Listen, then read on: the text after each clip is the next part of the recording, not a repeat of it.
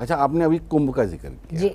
ये कुंभ जो अभी 144 साल जी जी वर्ष जी, वाला जो बिल्कुल। 2025 जनवरी से जी शुरू हुआ जी था, जी।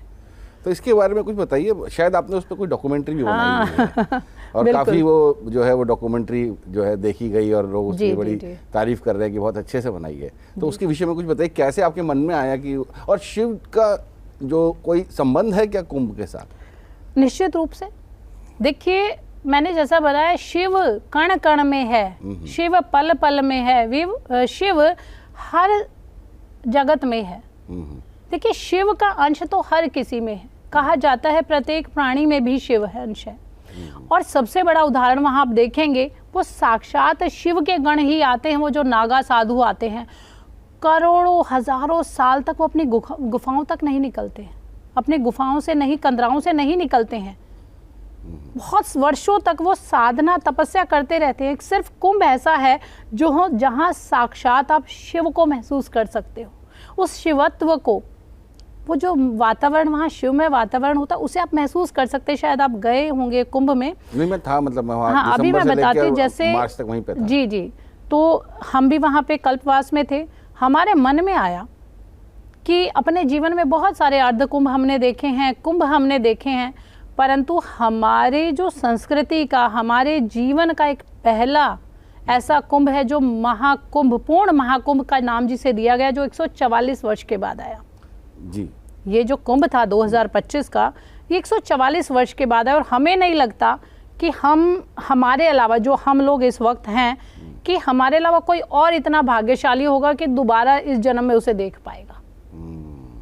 सदियों तक, शायद 1.5 सदी के बाद ही वो जो समय आएगा, जो ये जो ग्रहों की एक युति होती है, इस वक्त जो ग्रह होती है, जो आकाश का जो अमृत तत्व है, वो संगम में आकर समा जाता है उस समय का। क्योंकि सभी जानते हैं कि अमृत मंथन के समय की बात थी, जो कुंभ वहाँ से आरंभ हुआ था।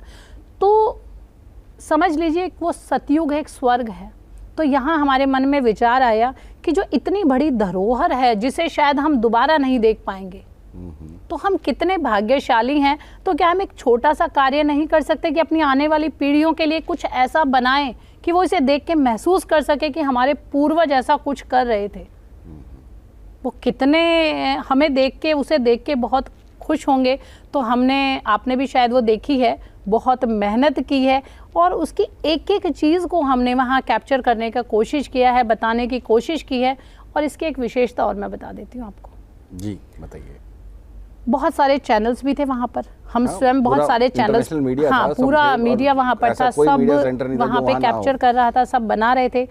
परंतु जो हमने जो बनाया है ना, ये नहीं कि हमने बनाया इसीलिए कह रहे हैं, परंतु जब कोई संत जिस चीज़ को जीता है, जो महसूस कर सकता है, वो शायद आम आदमी उसको महसूस नहीं कर पाएगा। अच्छा। तो मेरी डॉक्यूमेंट्री का नाम भी है हाँ मैंने महाकुंभ देखा है।